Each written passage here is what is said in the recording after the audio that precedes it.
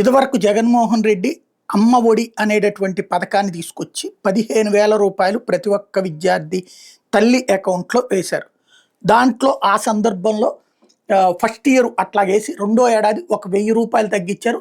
ఆ 1,000 రూపాయలతో school maintenance అంటే స్కూల్లో జరిగేటటువంటి కార్యక్రమాలు ఏది ఆ స్కూల్లో ఒక వాచ్మెన్‌ని పెట్టడం, అట్లాగే అక్కడ ఆయాలకు సంబంధించి ఖర్చులు వీటిటి కోసం అంటూ 1,000 రూపాయలు ఇది ఆ స్కూల్ హెచ్ఎం అకౌంట్లో వేసేటట్టు చేశారు. ఆ తర్వాత ఇంకొక 1,000 రూపాయలు ఈ మరుగుదొడ్ల నిర్వహణ, మంచినీటి నిర్వహణ ఇట్లాంటి వాటికి కట్ చేసి ఈ 2,000 స్కూల్ అకౌంట్లో వేసేటట్టు హెచ్ఎం ఆధ్వర్యంలో ఒక పేరెంట్స్ కమిటీ వేసి వాళ్ళు ఆ ఎక్స్పెండిచర్ అది ఫాలో అప్ చేసేటట్టు ఎక్కడికక్కడ ఏర్పాటు చేశారు. దాన్ని ఆ రోజున తెలుగుదేశం పార్టీ తీవ్రంగా తప్పుబట్టింది.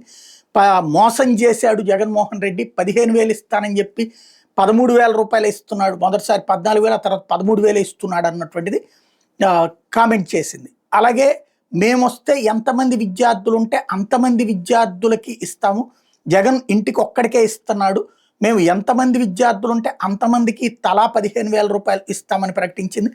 తల్లికి వందనం అన్నటువంటి పేరు పెట్టింది.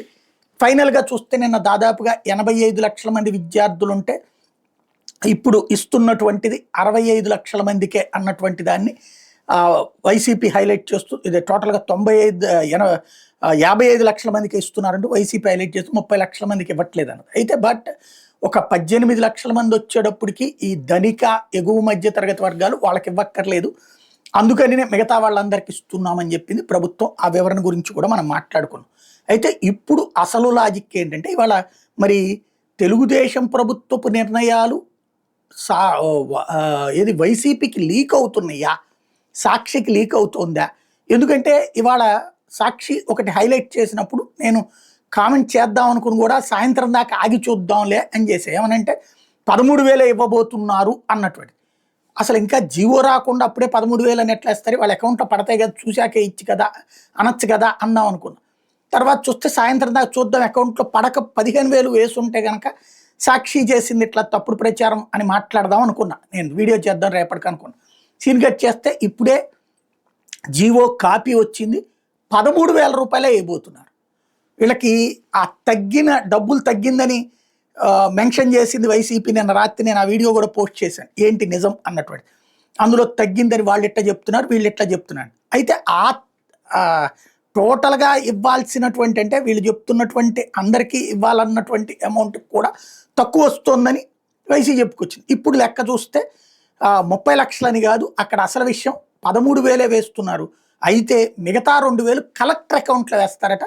స్కూళ్ళ జనరల్ బాగు కోసం కలెక్టర్ నిర్ణయాలు తీసుకోవచ్చట ఆ డబ్బులతో. ఇది తప్పు, ఎందుకంటే కలెక్టర్ జిల్లా వ్యాప్తంగా చూస్తాడు. స్కూల్ మెయింటెనెన్స్కి సంబంధించి స్కూల్ అకౌంట్లోనే వేస్తే, హెడ్ మాస్టర్ అకౌంట్లోనే వేస్తే అక్కడ పేరెంట్ కమిటీ పెట్టుకుంటే తద్వారా ఆ స్కూల్లో మంచినీళ్ళకి పాడైపోతుంది పంపు, గబక్కని డబ్బులు ఎవరు తీసిస్తాడు, ఇక అది అట్లాగే పాడైపోతుంది. అట్లాగే ఆ స్కూల్లో పారిశుధ్యం ఏదో చేయాల్సి ఉంటుంది, లేకపోతే పిచ్చి చెట్లు ఇవన్నీ పెరుగుతాయి, దాన్ని తీయాలంటే డబ్బులు ఎవరు ఇస్తారు, అది మళ్ళీ ఎవడన్నా స్పాన్సర్ చేయాలి, లేకపోతే అది అట్లాగే నాశనం అయిపోతూ ఉంటుంది. మరుగుదొడ్లు క్లీన్ చేయాలా, ఎవరిస్తారు ఇది? ఇట్లాంటి ఈ డబ్బులు ఆ స్కూల్ అకౌంట్లో ఉంచడం బెటర్. మళ్ళీ కలెక్టర్ అంటే అంత పెద్ద తతంగం, అది ఒక తప్పు. 13,000 వేయడం అంటే వాళ్ళు చేసిన దాన్ని విమర్శించి మనం చేసింది అదే వ్యవహారం. అప్పుడు అది తప్పన్నప్పుడు ఇప్పుడు ఇది తప్ప, లేదా అది రైటు ఇది రైటా అంటే ఎవరి వాదన వాళ్ళకే ఉంటుంది. ఇది కాకుండా దీంట్లో అర్హతల్లో మరొక విచిత్రమైనటువంటి అంశం, ఇది డిఫరెంట్గా అనిపించినటువంటిది ఏంటి అంటే ఎలిజిబిలిటీ పారామీటర్స్. ఎవరైతే 10,000 రూపాయల నుండి నెలకి 10,000 రూపాయల నుండి, పట్టణాల్లో అయితే 10,000 రూపాయల లోపు సంపాదన ఉన్న వాళ్ళకి, పల్లెల్లో అయితే పట్టణాల్లో 12,000 రూపాయల లోపు సంపాదన, పల్లెల్లో అయితే 10,000 రూపాయల లోపు సంపాదన ఉన్నటువంటి వాళ్ళకే ఇది వర్తిస్తుందట.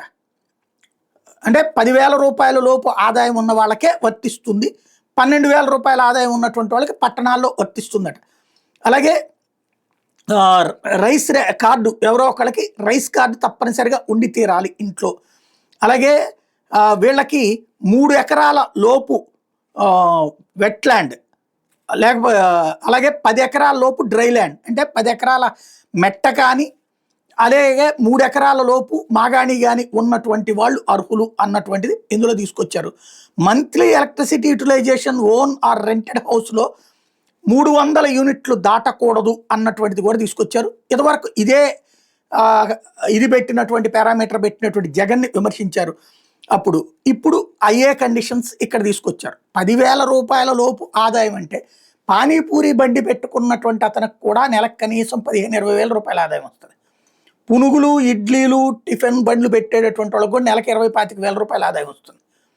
10,000 రూపాయల లోపు ఆదాయం కూలీకి కూడా రావట్లేదు. వాళ్ళ కూలీకి రోజుకి వచ్చేటప్పటికి 500కి తక్కువ రావట్లేదు. 500 అంటే 15,000 అవుతుంది నెలకి. అలాగే ఈ సిటీలలో పనిచేసే కూలీలకైతే రోజుకి 700 నుంచి 1,000 రూపాయలు వస్తుంది. ఇది షాపుల దగ్గర సామాన్లు అవి తీసుకువెళ్ళేవాడికి. ఆ లెక్కను చూస్తే నెలకు 30,000 వస్తుంది. కాకపోతే వాస్తవంగా ఎన్ని అఫీషియల్గా అకౌంట్లో పడవు కాబట్టి అది కౌంటబుల్ కాదు.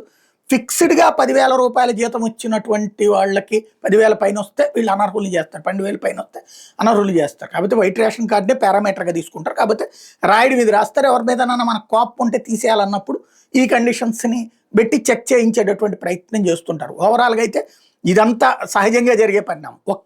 ఆ 13,000 అనేటటువంటిదే పబ్లిక్కి చెప్పకుండా నిన్ననే 15,000 ప్రతి అకౌంట్లో వేస్తున్నాం అని చెప్తూ మళ్ళీ ఇప్పుడు 13,000కి తగ్గించడం అన్నటువంటిది ఇక్కడ ఇది.